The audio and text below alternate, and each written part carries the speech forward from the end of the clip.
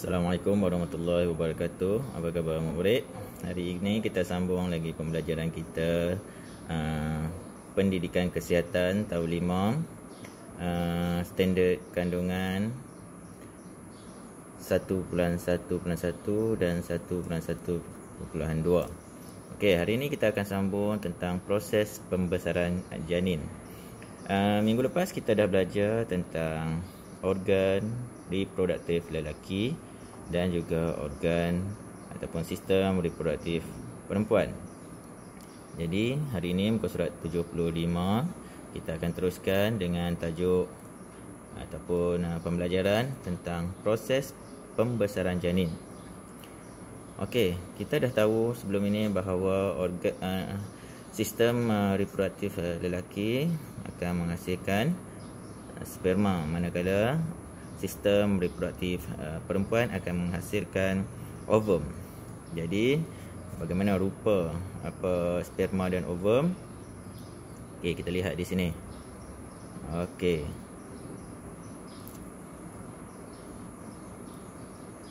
Baik. Proses bermula dari persenyawan. Okey. Proses bermula daripada persenyawaan, iaitu sperma. Okey, persenyawaan berlaku apabila sperma disalurkan ke dalam faraj dan bersatu di dalam ovum. Okey. Sperma, ini rupa sperma akan bersatu dengan ovum.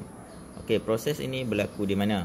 Okey, kita lihat balik sistem reproduktif perempuan.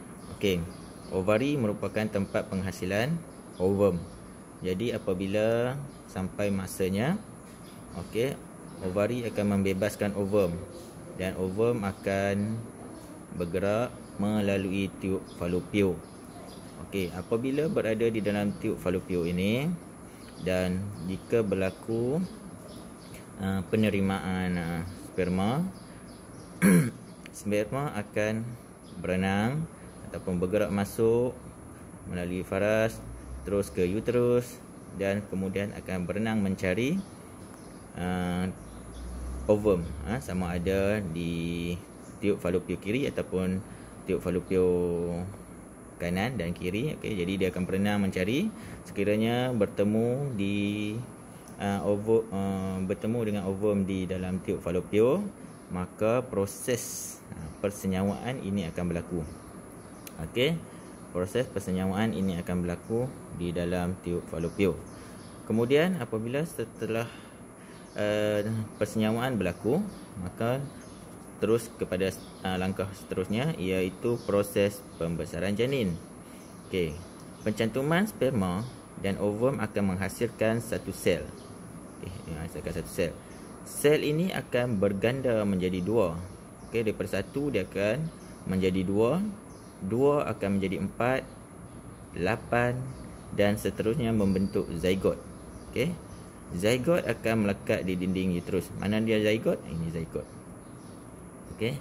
Ini zygote. Mula-mula 1 dia jadi 2. Okey.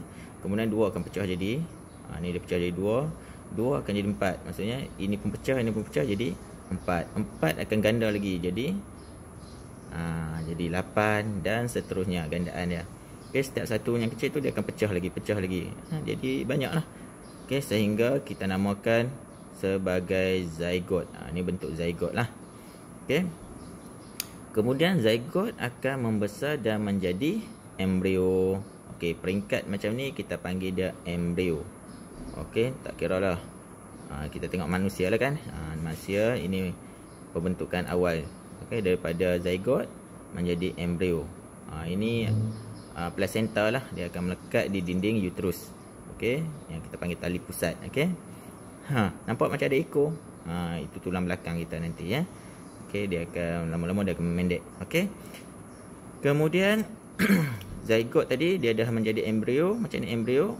Kemudian dia akan menjadi fetus. Okey, menjadi fetus. Ini embrio.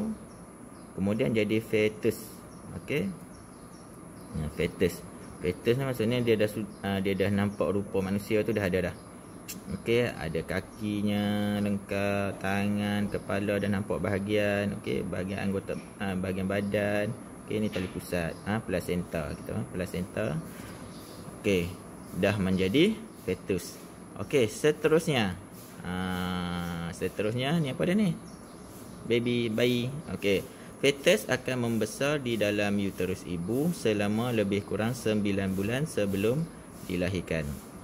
Okey, uterus akan membesar bersama-sama dengan bayi tadi ya.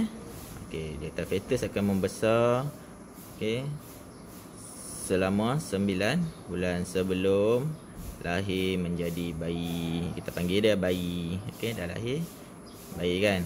Dalam kandungan dipanggil fetus lagi. Okey, bila lahir disebut sebagai bayi kelahiran. Okey, boleh faham itu dia punya proses persenyawaan sehinggalah kelahiran. Okey, proses persenyawaan, proses pembesaran janin dan proses kelahiran. Okey,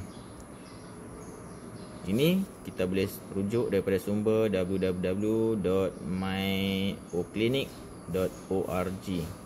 Okey, dicapai pada Oktober 2020 sewaktu buku ini sedang dihasilkan lah.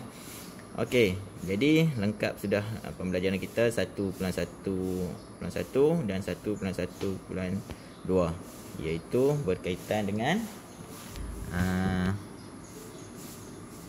kita punya tajuk, iaitu mengetahui sistem reproduktif lelaki dan perempuan. Kemudian kita memahami fungsi organ dalam sistem reproduktif lelaki dan perempuan. Okey, jadi kita dah tahu peranan fungsi, maka berhati-hatilah sebagai lelaki dan perempuan yang belum berkahwin, jadi kena berhati-hati menjaga tingkah laku supaya tidak berlakunya kelahiran yang tidak sah. Okey, baik, minggu depan kita akan masuk kitaran haid. Okey, itu saja untuk minggu ini. Sekian.